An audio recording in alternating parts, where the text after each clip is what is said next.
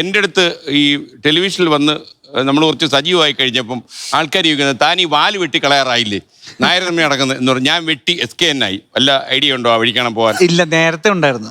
പക്ഷെ ഇപ്പൊ എന്താ വെച്ചാൽ അപ്പോഴത്തേക്ക് ഒരു പേര് എസ്റ്റാബ്ലിഷ്ഡ് ആയി പോയി. ഇപ്പൊ ഇപ്പൊ ഒരു സുഖമാണ്. അല്ല ഇത് വെട്ടിയ വേറെ രീതിയിൽ സ്കോപ്പ് വരും. അല്ല, അത് ഒത്തിരി നമ്മൾ ആ സ്കോപ്പ് അല്ല, ആ സ്കോപ്പിലേക്ക് പോകുന്നില്ല. കാരണം വെച്ചാല് ഇപ്പൊ ഇത് വെച്ച് ഈ RSSനെ പറയുമ്പോ അത് വന്നായിട്ട് അവരെ കൊള്ളുന്നുണ്ട്. അപ്പൊ അത് ഞാൻ എൻജോയ് ചെയ്യുന്നുണ്ട്.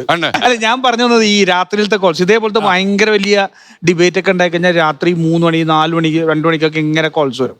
ഭയങ്കരമാണ്. ഇപ്പൊ എന്റെ ഒരു രീതി ഇപ്പൊ എന്ന് വെച്ചാൽ ഞാൻ കണ്ടുപിടിച്ചേക്കുന്ന വെച്ചാൽ ഇവരെ കട്ട് ചെയ്ത് കഴിഞ്ഞാൽ വീണ്ടും വീണ്ടും വിളിച്ചോണ്ടിരിക്കും. ഞാനിത് ഓൺ ചെയ്തിട്ട് മാറ്റി വെക്കും. ഇവരിങ്ങനെ കിടന്ന് കുറെ കാലം പറഞ്ഞുകൊണ്ടിരിക്കും. അത് കഴിഞ്ഞ് കുറച്ച് കഴിയുമ്പോൾ തന്നെ ഒത്തിരി സമയം ബിസി ആയിരിക്കില്ലേ?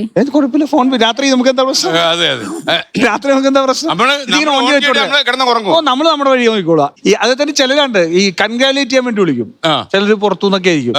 അവര് നമ്മുടെ സമയം എപ്പോഴാണ് നോക്കൂല്ലേ. അപ്പൊ രാത്രി 2 മണിക്കും 3 മണിക്ക് എഴുന്നേറ്റിട്ട് കൺഗ്രാലേറ്റ് ചെയ്യും. അവരുടെ സമയമാണ് അവർക്ക് നിങ്ങളുടെ സമയത്ത് അങ്ങനെയുള്ള വിഷയങ്ങളൊക്കെ ഭാഗമാണ്. ഇതിൽ എനിക്ക് തോന്നുന്ന ഈ സമീപകാലത്തായിട്ട് നിങ്ങൾ വളരെ ഡിമാൻഡ് ഉള്ള ഒരു ചർച്ച സ്റ്റാറാ.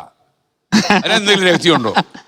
അങ്ങനെയൊന്നുമില്ല. ചിലപ്പോ ഇവിടത്തെ ആൾക്കാർ എനിക്ക് തോന്നുന്നത് ദീപ്തിയുടെ മഹാമനസ്കത പോലാണോ? അല്ലല്ല, ഈ എന്താ പറയാ ഓപ്പർച്യൂണിറ്റീസ് കൂടുതലും എംപ്ലോയീസ് കുറവാകുമ്പോഴുള്ള പ്രശ്നമായിരിക്കും. അയ്യോ, ആളുകളുണ്ട് കേട്ടോ, ആളുകളുണ്ട്. താരമൂല്യമുള്ള ആളുകൾ ഇപ്പൊ ഉണ്ട്. അങ്ങനെയൊന്നുമില്ല. ചിലപ്പോ ചർച്ചകളിൽ ചിലപ്പോ അതനുസരിച്ച് ചില ഒരു വിഷയത്തിൽ അത് വേണമെന്ന് അവർക്ക് തോന്നിക്കാൻ ചിലപ്പോ പറയുമായിരിക്കും. അങ്ങയുടെ ഒരു രഹസ്യം കൂടെ ഞാൻ പറയാം, ബാക്കിയുള്ളവർക്ക് അതൊരു സുഖമായിക്കോട്ടെ. അതായത് ഈ വിളിക്കുന്ന കോർഡിനേറ്റർ മഹാമനസ്കതയായത്. ഞങ്ങളിടയ്ക്ക് പറയാറുണ്ട്, ചിലപ്പോ ഒരു പ്രാവശ്യം ഇങ്ങനെ വിളിച്ചിട്ട് ഞാൻ ആദ്യം ചർച്ചകളിലൊക്കെ കയറിയുന്ന സമയത്ത് നിങ്ങളുടെ തന്നെ ഒരു അവതാരകനാണ് വിളിച്ചിട്ട് എന്നെ ഞങ്ങളുടെ ആഷ്മിയാണോ? അത് ഞാൻ പറയുന്നില്ല.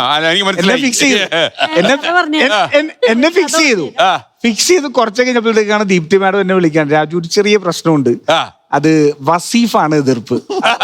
വസീഫ് വരുന്നുണ്ട്, രാജചേട്ടൻ ഇരുന്നാ ശരിയാവൂല എന്ന് പറഞ്ഞു. അതുകൊണ്ട് രാജചേട്ടനെ ഭയപ്പെടുന്നുണ്ടല്ലേ ആൾക്കാര്? അപ്പൊ ഒന്ന് മാറ്റി തരണം എന്ന് പറഞ്ഞു. അങ്ങനെ എന്നെ മാറ്റിയിട്ടുണ്ട്. നിങ്ങൾ സംസാരിക്കുന്ന മൈൽഡ് ആണെങ്കിൽ പിന്നെ ഗോപാലകൃഷ്ണൻ പറഞ്ഞ കുറിച്ച് എന്താ പറയുക? അത് പ്രോയാണ്.